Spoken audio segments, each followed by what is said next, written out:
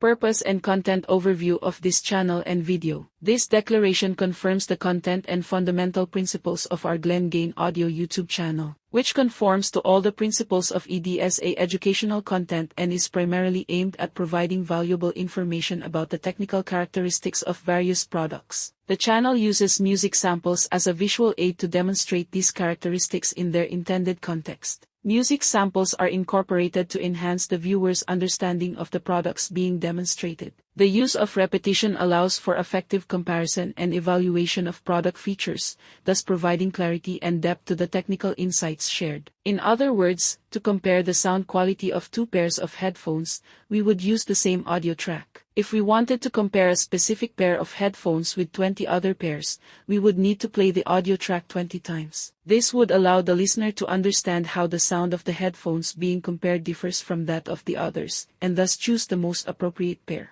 What the user will see when starting any video, two pairs of headphones will alternate on the video, and the soundtrack of each of these headphones will be recorded. That is, the sound recorded in the video being played is recorded from headphones through specialized devices, and the video shows exactly the headphones from which the sound is being played. For more information on the Declaration of GGA Audio channel content, follow the link in the description of this video.